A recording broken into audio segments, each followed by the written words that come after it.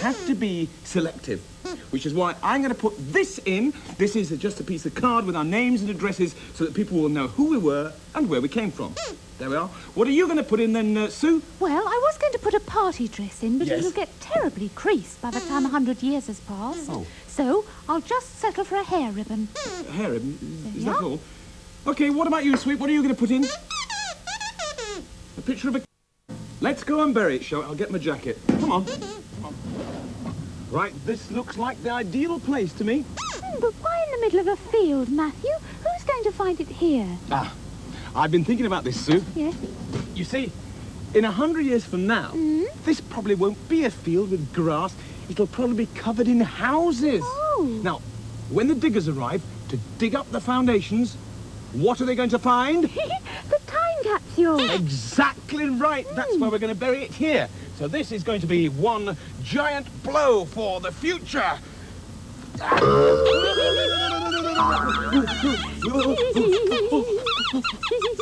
All right, I didn't know the ground was going to be rock hard. I'd like to see any of you lot doing any better. I'll never play the violin again.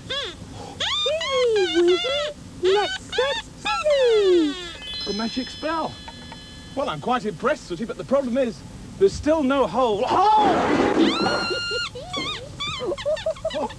There is a hole! Hey, that's great! Let's get the time capsule in there. And somebody will find it in 100 years' time. All we have to do now is cover it up with the soil. What soil? Well, the soil that came out of the hole. The soil that... Oh, no. There's no soil. It's a magic hole. Look, it'll be discovered in 100 minutes, not 100 years, if we don't cover it up. We'd better take it and bury it somewhere else. The problem is, where? Oh, that's an excellent idea, Sooty. Matthew? Yes? Matthew. What? I think we've cracked it. You see, it's all terribly simple. Yes. We get back in the van, Yes. and you drive, Yes. and we go off to the water's edge.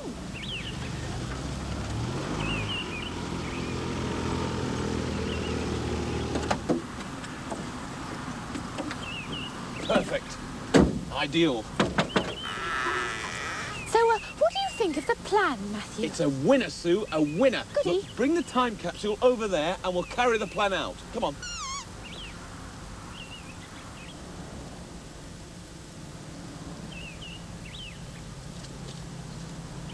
Right, where are you three? Here we are. Oh, and the time capsule. Thank you very much, Sooty. Now listen, in 100 years from now, this lake will have totally dried up. Somebody will come along and discover the time capsule. So all I have to do is heave-ho this thing into the middle of the lake. After 3. Ready? 1, 2, 3. Ah! Well done. Foolproof, this. Absolutely foolproof. What's that?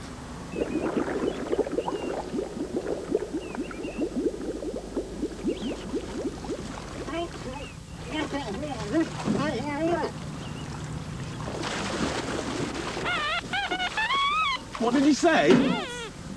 He said, do not throw time capsules in this lake by order.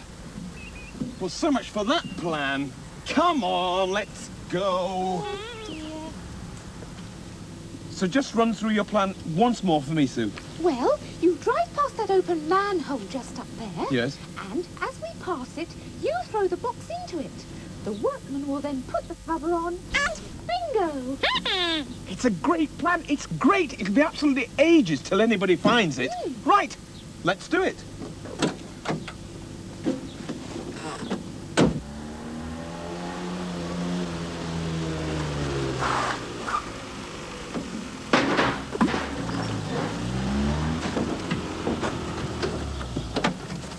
Well done, Matthew. That's a bullseye.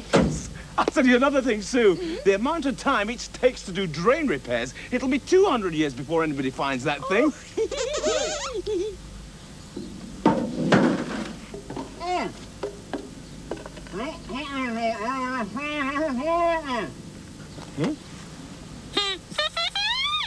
What did he say? I don't know. Excuse me, what did you say? I said, Oh,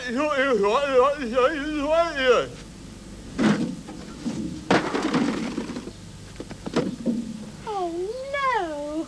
It's back to the drawing board.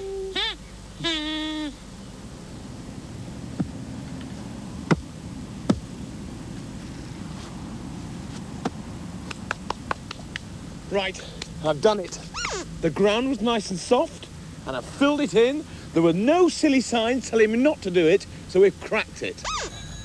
Actually, no, it really is quite remarkable. This whole time capsule idea has been a very good one. You know something? In 100 years from now, we could all be famous. It's actually true that, you know. I don't think anybody's going to find that sweep in the next 100 years or so.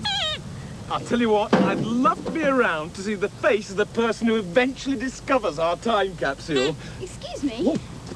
Are you Matthew Corbett? Yes, I am, actually. Do you want an autograph? No, I'd like to return this box to you. How did you know it was our box? It had your names inside. I'd like to keep this ribbon for my sister's hair. And I'd like to keep this picture of the kitten for my wall because I like kittens. Oh, I fed the bread to the birds. So we've got the box back. And at least there's no sign of that funny frogman. Ahoy! Coming, Daddy!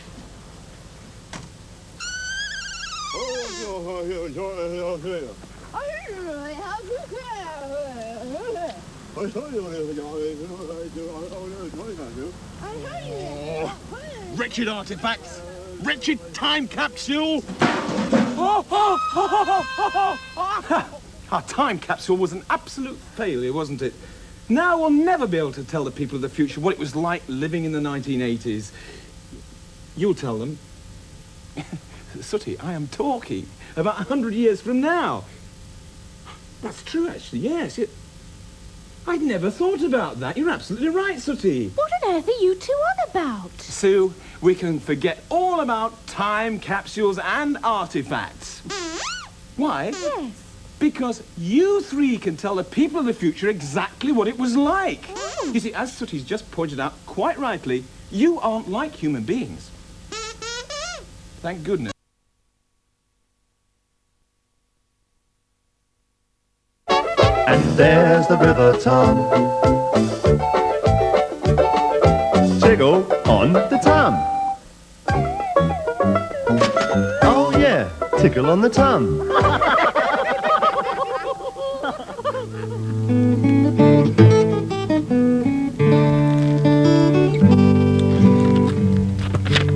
Oh, what are you doing, Jackie? I'm choosing a birthday card for my cousin Katie. Oh, would you like me to help you choose a present for her? Now, I've decided to give her a pet, and Bunny Brown's going to pick one out for I thought it might be a reject. Oh, horse in a little. Isn't he terrible? He is. Well, Bunny, what is it? You'll just have to wait and see. Anyway, it can't be less trouble than most of the pets in my shop. Did I tell you what happened last week? No. Well, don't worry. Ralph, shh, listen to Bunny. I had just finished dusting the tortoise when Miss Marker came round after school. She flopped miserably into a chair. I've got a school inspector coming tomorrow, she explained. He comes every year to see if I'm teaching the children properly, and he's very strict. I want to do something special, and I can't think of anything. Why don't you let me bring you some of the pets round? I suggested. Then you'll have something really interesting for the... Oh, grim, that you'd think that he'd just swallowed a mouthful of vinegar. I decided that the only way to cheer old Misery Face up was to get him to help me with the fish tank. Well, everything was going very nicely, with all the fish swimming round looking very pretty, when suddenly they all filled their mouths with water and blew it out. The inspector was soaked. As he wrung out his tie and mopped his hair with his hanky, he trod on Sid the snake. With a little smile, Sid quickly slithered up his trouser leg and into his jacket sleeve. "Help! I'm being eaten alive!" cried the inspector. "What a silly Billy! What a wally! Sausages and knickers!" sang out Filbert. The children roared with laughter, and Miss Marker and I held our breath. But suddenly, the inspector started to laugh and laugh. Sid was tickling him, and he just giggled and chuckled until tears ran down his face. Oh, I'm so sorry, flustered Miss Marker. Dreadfully sorry, I joined in, pulling Sid out of his sleeve and wrapping him round my arm. Oh, quite all right, said the inspector. This has really cheered me up. Lessons are usually so boring, and I get really fed up sitting at the back. With that, he beamed at Miss Marker and started to enjoy the children's work. We were just starting to relax when we saw my huge white rabbit sitting in the inspector's hat and chewing up the brim. It looked as if it had been through the mincer. Oh, not to worry, he said cheerfully. I didn't like it. Gold star, and didn't even notice that Bones the puppy had eaten his report card. Oh, phew, my very naughty pets. Now, Bunny, are you sure that this pet won't misbehave? I'm positive. Do you want to see him? Oh, I can't wait. Well, say hello to Di, then. A fly? Yes, he's a very well-behaved fly. Come back to the box, Fly the Di.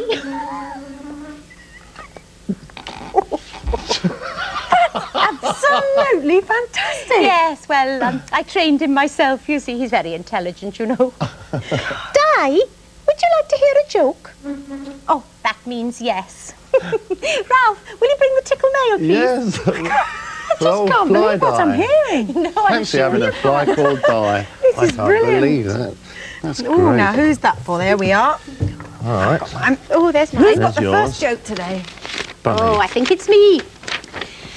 Oh, it's from Claire Holland in St Helens, Merseyside. Why did the boy throw the clock out of the window? I don't know. Why did the boy throw the clock out of the window? He wanted to see time fly. Time flies. Oh, dear. Oh, Di liked that, like didn't that he? See if he likes this one. This is from Adrian Young from Chadderton near Oldham. Where do ghosts go shopping? I don't know. Where do ghosts go shopping? To the spooker market. Get it? He liked that as well. What a great fly. Oh, look, Bunny, I want to show Great you sense because of we've got humour. this great picture and it's been sent in by Emily, Lee, Rebecca, Bernadette and Carly of Heathmere School in Roehampton. There's Bunny in her pet shop. There's Filbert the parrot and Wilf the dog. And there's two little kittens. And up there's a canary. And there's the fish tank. And there's Nuts the monkey. Oh, it's a yeah. great picture. Nuts is eating a banana. Certainly is. Now, who's got the next joke? I've got one here. This one's from Bradley Lamb. He's 5 and he's from Open School, Chorlton, Manchester. But the parrot's trying to teach him. Filbert, oh, you want to watch him? He's a very rude bird. Yes, that's true, yes. In Bunny Brown's pet shop, there's a parrot. He's a very rude bird, and he couldn't give a carrot what any grand, and nobody's safe from him. All the things he says when you walk in. Hello, spotty face. Have the banana. Oh, what a whopper. Hello, Grandma. Knickers, Knickers, needle neither knew, and I've seen a monkey just like you. I've seen a monkey just like you. Oh, that Filbert, I don't know where he gets it from. Well, I must get back to the shop now. You'll tell your niece Kate to look after Di, won't you? Oh, I will. And thank you very much indeed, Oh, Bunny. that's a pleasure. Bye. Bye. Do you know, Katie's going to be delighted with Di. Do you really think so? Oh, yes. Hello, Di. Do you know, I think he's looking a bit sad. You don't suppose he's missing Bunny already? No, let's try and cheer him up. We've got a joke here. A joke, yes. Yes, Tell there's him a one joke. here. This is from Danielle Davis from Sunnybank Primary School, Bury. Now listen, Di. Listen. Did you hear about the man who couldn't tell the difference between toothpaste and putty? He's shaking his head, he didn't. He didn't. Well, all his windows fell out. Nothing, not even a smile. Wait a minute, he's thinking about it. Right. Oh, he likes it. I think he's got it. Well, he's Right, really George? laughing. I think he's got it. I hope he's got it. Tickle on the tongue. Tickle on the what? on, there's Tiggletown. And there's the River Ton. Tiggle on the ton. Oh yeah, tickle on the ton.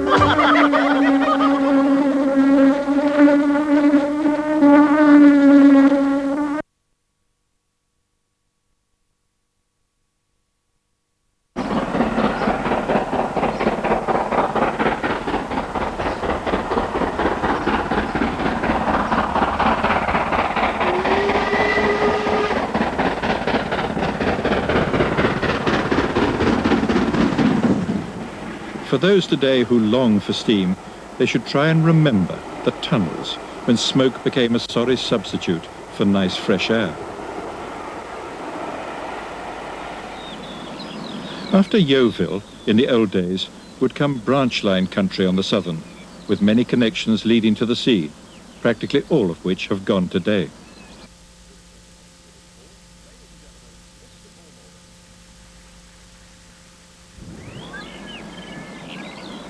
So far as the steam excursion was concerned, Yeovil was now the end of the line, causing yet another change of trains. Only this time, for Barry Smith trying to find the past, it was back to diesel and modern times.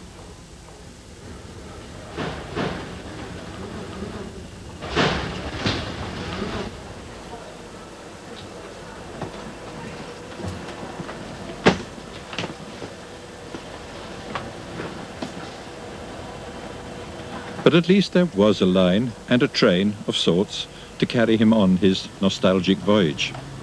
For the young Barry, Yeovil and Dorset with Devon still to come was simply more excitement. I think we're very fortunate actually to be travelling on this line because if one looks at the beaching proposals and on the maps, there's going to be nothing west of Salisbury. There's a regular service, of course, from Waterloo to Exeter. But it's a shame, really, because we've got so much single track here now.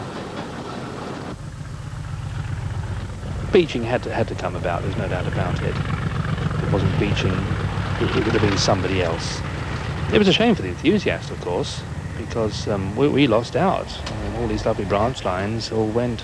But coming to reality, which I think one has to do, it had to come about. And what came about was the closing of branch lines as to Lyme Regis from Axminster. But of course the closing of each branch meant its connecting junction was that much less busy. So no longer do trains puff up and down from Lyme Regis as they used to do. You've got the Lyme Regis branch, which in fact is frequently worked by just one coach and an engine. So you've got straight away a staff of 3. And then, of course, you have the stations which were fully staffed with station master and ticket collector and porter. And, of course, there was signalmen all the way down the line.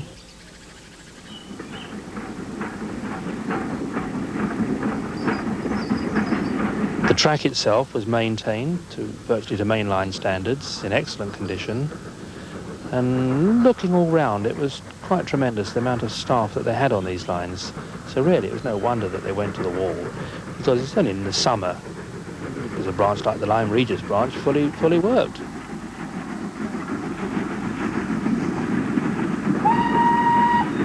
At Axminster, it's no longer all change for Lyme Regis. It's just get off if you want Axminster, and the car you left in its car park, and the town, and of course the carpet factory, or a bit more travelling.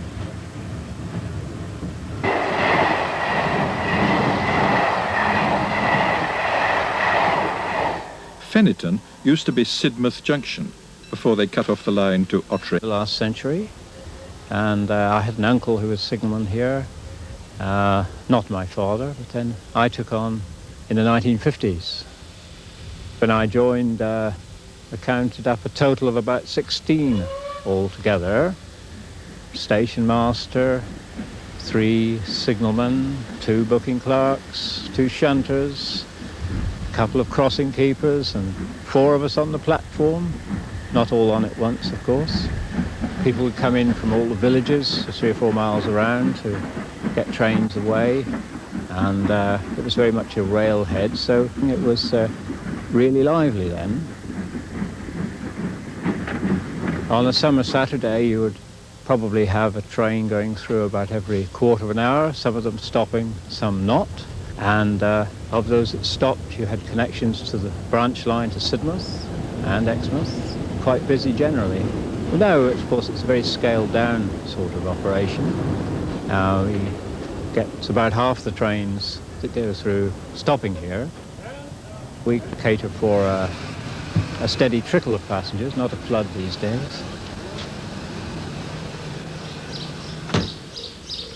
First stop on the branch line was the station, now gone, for the market town of Ottery St Mary. Well, Ottery still lives, but not its old railway line leading either to Sidmouth or Budleigh Salterton. The closures had to come sometime because there was so much opposition from the bus services, and there was a very good bus service between Ottery and Exeter and on the Axminster, that it was a foregone conclusion. And with the goods traffic gone from the station, I mean, that was you understand, that was took up by the road transport system, which was cheaper, more economical, and the trains seemed to get so far behind with their service that it was foregone. There was a lot of controversy and a lot of sympathy for the railway, but and the council, I was on the town council, urban council at that time, and there was a lot of talk, and in fact there was meetings held with the railways and the bus services to say how many buses was going to connect up with the railways, and you'd have a marvellous service to Ottery St Mary and such like, but never came about. I mean, these promises was never carried out. So what about those branches? Jeff Vinter of the Railway Ramblers. Unfortunately, because the railways were in a very difficult financial circumstance when these closures took place, the lines were sold off, sometimes for very small sums of money, without any view to their reuse whatsoever. So nowadays, the land is in a very fragmented state. If 25 years ago we had had a coordinated policy for the reuse of these abandoned railway lines, we could have ended up with a fabulous network of green lanes suitable for cyclists, walkers, interconnecting all over the country. You would have been in a position where, for example, you might have travelled to somewhere like Barnstaple, walked out to Ilfracombe or Bideford, Torrington. Walking down old railway lines is like passing through a gateway into a lost way of life, into a past world when lives were regulated not so much by getting things done as fast as possible, but by the measured coming and going of the branch line train. You find yourself in cuttings hewn out by sweat and toil with pick and axe, which have now become private nature reserves, unknown to all but the few people like us who pass through them. Walking down an old railway line isn't just a matter of striding out with 6 or 7 friends and hoping for the best. You've got to get involved in finding out who owns the land, tracking them down, getting permission, and all the rest of it. So it's quite a major undertaking. It can involve a lot of letter writing, or perhaps travelling around actually knocking on doors. In itself, that's quite interesting. It becomes extremely so if you should knock on the door of an old station and discover, for example, that the former station master still lives there. For the young Barry Smith, unaware that a Dr. Beeching and hard times for the railways were both looming, the impending arrival of Exeter held an excitement which had nothing to do with its cathedral, but everything to do with the majesty of its loco shed. Oh, Exmouth Junction. Now that really was a shed. I loved Nine Elms and of course Salisbury, but Exmouth Junction had a ring about it, I think, Exmouth Junction, because you could see the whole yard as you went by on the train, and of course trains were beginning to slow down then because you were getting close to Exeter. You didn't roar past at 60 or 70 miles an hour and see nothing, and there were lines of engines, there was everything. So it was a lovely place, gorgeous building. It was at Exeter that the two competing railway lines, the one from Waterloo and the other one from Paddington, met and still do meet. And on Barry Smith's journey, Exeter Central was the place for finding yet another train.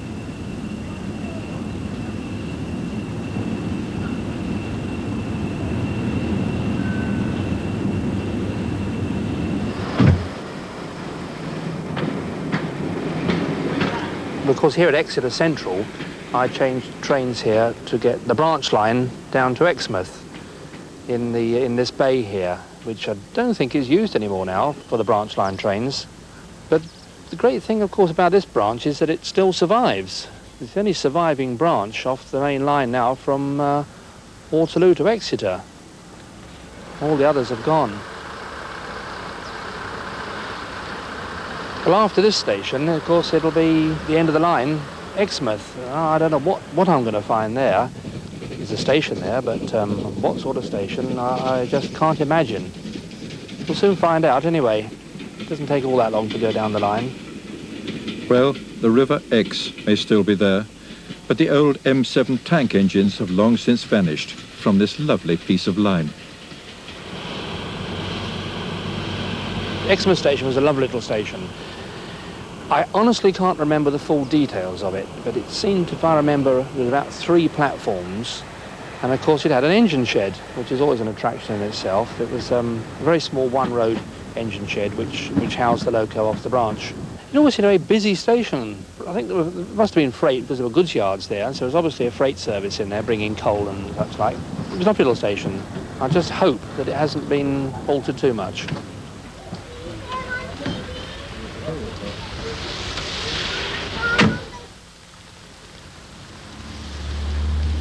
Well, here we are, journey's end, Exmouth, sunny Exmouth. But what a lot of changes. Engine shed's gone, the yard's gone, the station's gone, lovely station, gone. When I came here, it was never like this, for a start, pouring with rain. I don't think it was. It was always sunny, glorious Devon. I mean, this was the adverts in those days. It was gorgeous. Apart from its wonderful stretch of coastline, golden beaches and clear blue seas, Exmouth has a lovely river. I would call it a disaster, quite honestly. I mean, I'm absolutely appalled at what they've done to this station.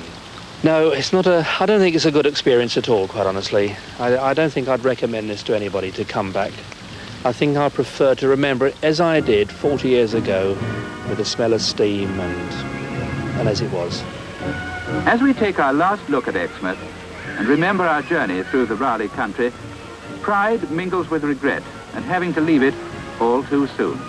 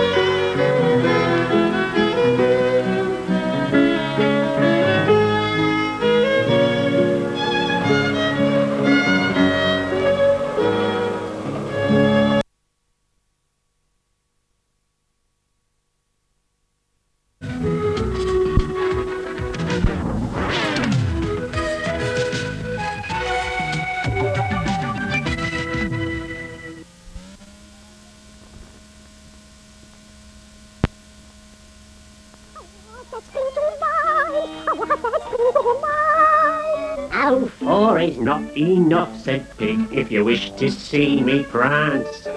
For myself, I don't care a fig, if jigs I never dance. Oh, with jigs I never dance. You really are pig-headed, Pig, the woman shrilly cried. You won't dance, then by my wig, I'll beat your piggy hide. I'll beat your piggy hide. Oh, beating never every pigs fly. 8 rhymes is all I ask. To make me dance, well, it's worth a try. Not such a daunting task. No, it's not such a daunting task. Oh, well, I've already thought of big, and dig, and wig, and twig. I just need 4 more. A swig.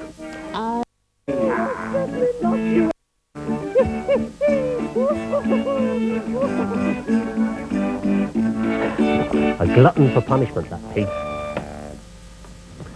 Do you ever dance a jig? Well, next time before you do, try to think of 5 words that sound like jig or pig. Well, that's my lot. I'm off. Chock-a-bloke, checking out.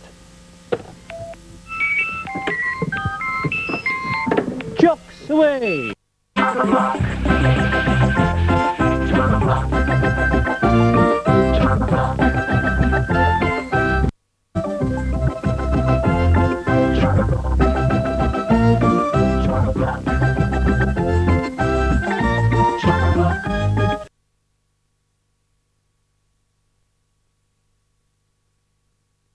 And it seems as though the answer's water. What's inside?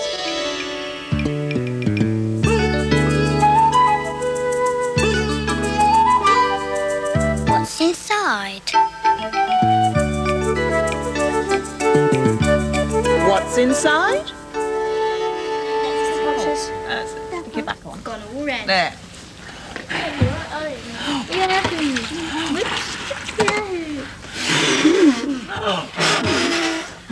What's inside today? Plenty of water. Ideal for sailing your boats. And you can make your boats out of any old plastic container, or you can use something flat for a raft. Put it in your sink or your bath and sail away. But get someone to help you with the taps, won't you? Come on. It's a storm brewing. Arr. Yeah, waves are up high. Waves are going high. Woo. Yes.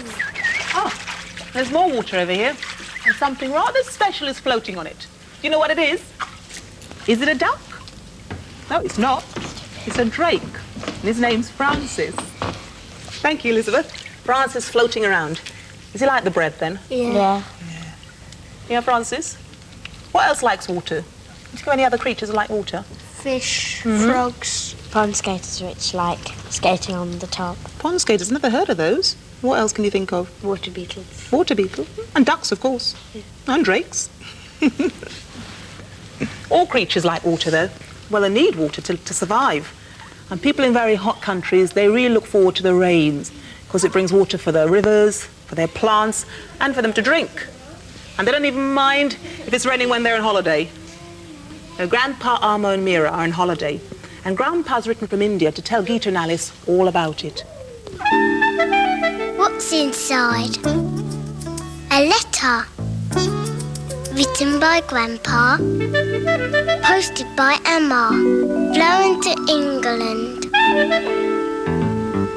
For Geeta and Alice. And what's inside? A letter from Grandpa. Dear Geeta and Alice, Uncle Ram, Auntie Sita, Amar, Meera and I have just been on holiday.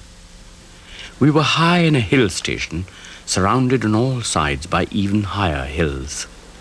From our bungalow, the compound slopes gently down to the edge of a ravine. Early one morning, even before the monkeys had started to play, your cousin Amar slipped out of the house and sat at the forbidden edge of the ravine to watch the silent white clouds floating beneath him like gentle whales. Suddenly, a rustle in the bushes, something much larger than a lizard, a leopard maybe? Amar crouched low behind the bougainvillea. Out of the bushes popped one furry shape and then another and another. It was a family of lynx cubs. Then their mother appeared, nose sharp, ears twitching. She sniffed the wind and hurried her playful children along. Amar stalked them like a true shikari, round the dusty pathway and steeply down the bed of a dried-up stream. He grinned to himself as he watched the cubs struggling and sliding over the huge black boulders. But the distant sounds of water being filled warned him that the house was waking. He turned back, and then he saw it. Hidden from the house above by a bend in the ravine, but now clearly visible through a gap between the trees, was the largest, finest, most exquisite waterfall. It dropped hundreds of feet between the two large rocks into a deep green pool in the ravine below. Amar could hardly contain his excitement as he told of his discovery. His sister teased him. "If you keep on jumping like that," she said, "and the wind turns, you'll get stuck like a horrible old monkey." His mother continued to clean the rice, letting handfuls pour into the tray so that the husks could blow away. Amar shouted, "It's just like that. It falls like rice." And when the wind gets strong, said a deep voice from behind him, it seems as if it would almost blow away. Amar's eyes brightened. Baba, he said, you know my waterfall. His father looked at his wife. She was smiling. Your father knows it well, she said. You'll need to take some towels if you go. It was a long walk in the hot sun. The black road quivered through the heat waves. Brightly painted lorries thundered by, horns blaring. Amar and his father turned off into a field which was calm and quiet. Then, rising out of the silence, was a gentle babble of water. Oh, Baba, it's only a trickle, Amar protested. But as the snaking stream twisted between black boulders, cutting deeper and faster through the hillside, Amar's excitement mounted. And just round a bend, without any warning, the land dropped away. The water swirled and foamed and gushed and protested and then plunged, drifting down, down, down, down into the silent green pool of the ravine. Father and son stood at the very edge, wind blowing their hair back and fanning the spray into a high, wild rainbow. There the whole ravine stretched before them, the white clouds beneath them. Slowly, without speaking even one word, Amar slipped his tiny hand into his father's warm hold. Right soon, Grandpa.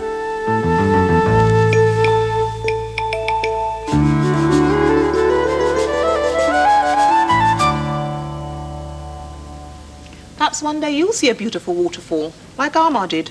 Or, if you've got some space outside and it's fine weather, get someone to turn on a tap and have some fun, like Sarah, Emily and their friends.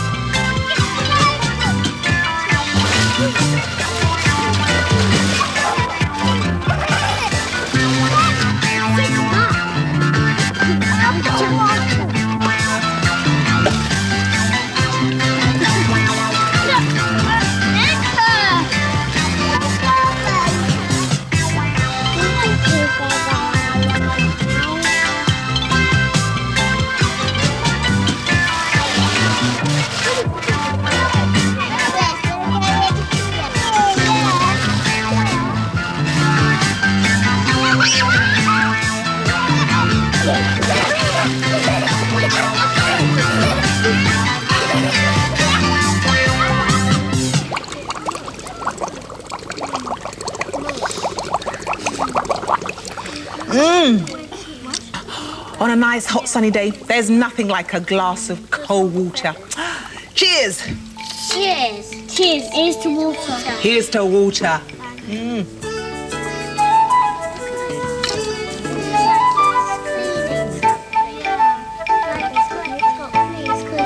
It's cleaning itself like a dog. Yeah, it's like, because dogs clean it, then that's full of water, whole thing's mouth and then spit it.